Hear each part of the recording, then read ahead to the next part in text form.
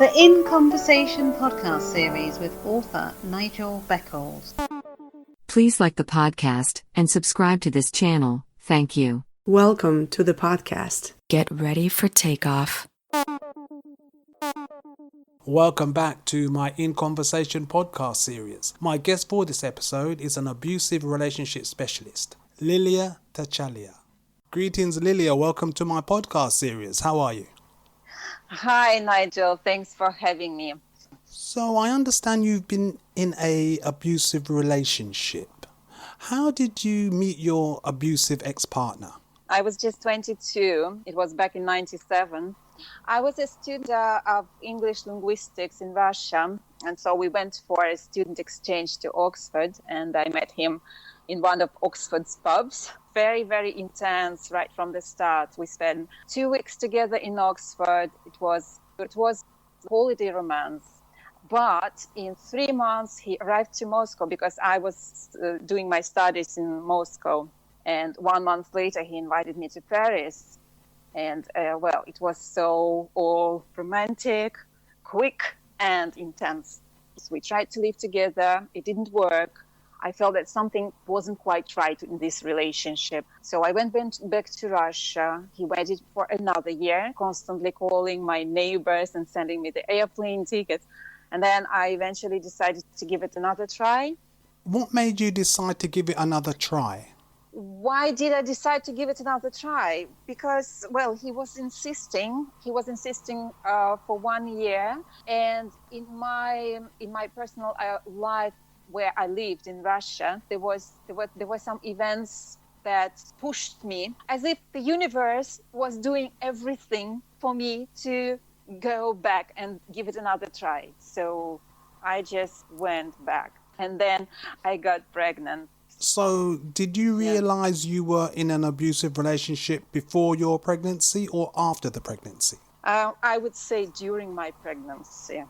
I was pregnant, and so I wanted to create a family, a real, true family, which I didn't have myself, and so I wanted to give it to my children. I didn't realize it was an abusive relationship, but I felt that something wasn't right there.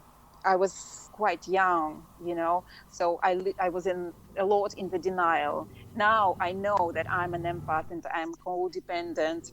Because my childhood, I had my parents were alcoholics, and so I would constantly find excuses for his behavior, because he had just got out of divorce. He had a little boy, and it was all very, very difficult for him. He was very sensitive, and I felt that I was the person he needed. He used to say that without me, he would have been dead. So how did you eventually escape? I was stuck for 20 years.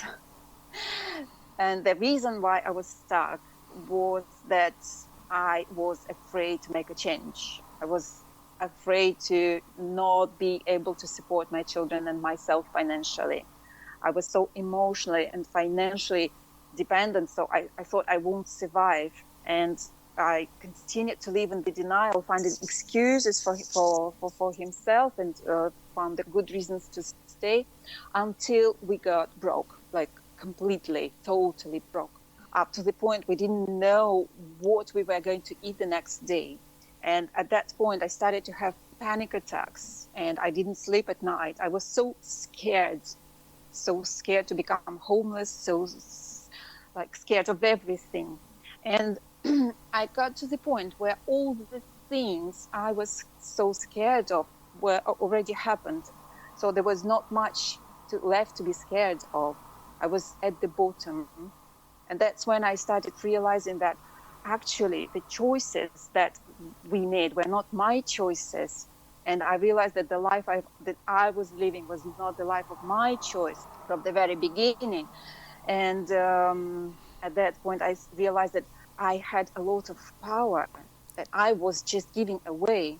And so I decided to get my power back and put it into creating the life, that I want for myself and for my children, no matter what. And so I just stopped hoping that he will change or that I can save him, because he hasn't changed in 20 years. And he will not. And it's not my job to fix him or save him. My job is to save myself for the sake of my children. So that's how I decided to stop it. I just stopped everything. I stopped communication. So, in what way do you think that your experience changed you, being in that abusive relationship for over 20 years? I believe that, everything happens for a reason. And I feel extremely and sincerely grateful to this experience. Of course, this belief appeared after some healing, because I lived a lot in the victim state. But I can tell you that it's a huge lesson. It gave me an acute desire to know myself and understand what's going on and why I'm so lonely and unhappy person. It taught me to constantly stretch my limits. I was never good enough for him in my relationship. I tried like hell to be a perfect mom, to be a perfect wife, housekeeper. I was never enough. So I just stretched out myself all the time to be, better and better and better. So I think it's a good life lesson. There were so many poisoned parties, birthday parties, Christmas parties, weekends, family gatherings. The number of times when I was really ready to leave, and then I didn't. And yet there are many reasons why it happened for me. And if I had to think about just one reason, it would be definitely this one. Very grateful to this experience because it took me to where I am now. I found myself, I found my life purpose, and I'm on a wonderful journey of self-growth, self-discovery, and opening myself to unlimited potential that is within me. It took me a hell of a time to get there, but I don't regret it. And that's the reason why I decided to put my experience to the service of other women in order to help them save time and energy that they can invest into their personal growth and development. Well, I was going to ask you why you became a certified life coach. How long have you been coaching? I've been coaching for about 1 year and a half. I help women in toxic relationships get over the fear of abandonment, find their own inner strength so they can escape the crippling emotional pain, build healthy boundaries, and step into the more powerful version of themselves. That's my life mission today. So what advice would you give someone who's in an abusive relationship at the moment?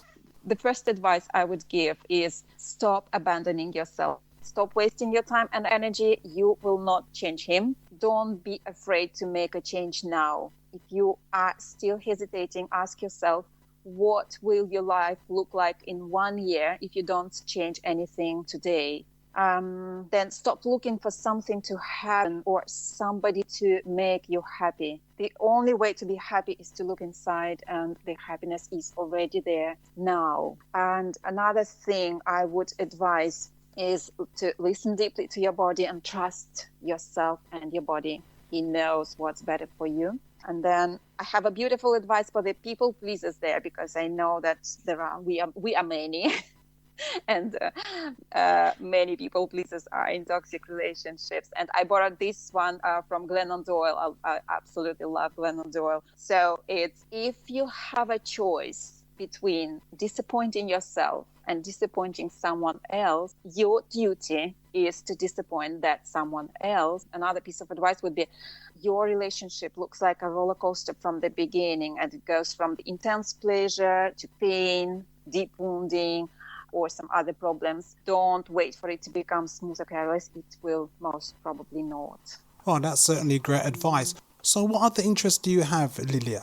I love traveling and to learn different languages and cultures. I practice yoga and meditation, spinning, swimming, and I love reading, cooking, and all sorts of nature activities. So how can people contact you? I have created a Facebook, especially for women who are or who were in toxic relationships and who are ready to break the pattern of toxic relationships. So it's a very family-like and supportive space where women can get all kinds of support, tell their story without fear or being judged, or be heard and begin to create a change in their life. It's absolutely free, and there are weekly trainings. So if you want to find your inner strength, build your confidence, and break the circle of toxicity in your life, come and join us.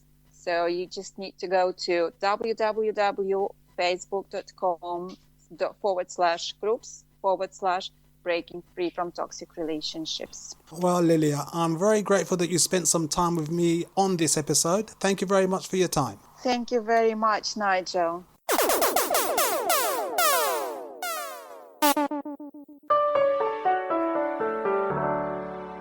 Please like the podcast and subscribe to this channel. Thank you. Have you experienced several failed relationships or been through a divorce? How can you avoid making the same mistakes again? How to avoid making the big relationship mistakes is out now. Hi, my name is Nigel Beckles. My new book is packed with practical and common sense strategies that you can use to make better relationship choices. Now you can discover the dangerous myths about love. If your relationship expectations are realistic, why you could be falling in love for all the wrong reasons. How to avoid making the big relationship mistakes. It's a book that could change your life. Available from www.relationshipmistakesbook.com and amazon.co.uk. Kindle version also available. Award-winning author Pamela R. Haynes. Her latest book, Loving the Brothers, is available from Amazon and all good bookstores now. Nominated in the Best Writer category by the BLAC Awards for 2020. Loving the Brothers by author Pamela R. Haynes. Order your copy of a fantastic book now.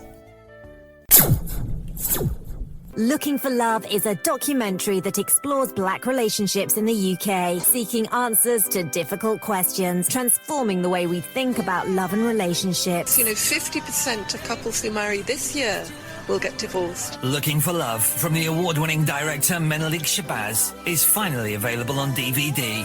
If I had been to a counsellor or been to a therapist, I would have dealt with a lot of those issues a lot quicker. Get yours today from lookingforlovefilm.com.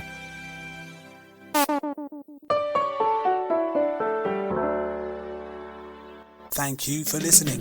Please join me for another In Conversations podcast very soon for more interesting and entertaining discussions. Stay safe. Please like the podcast and subscribe to this channel. Thank you.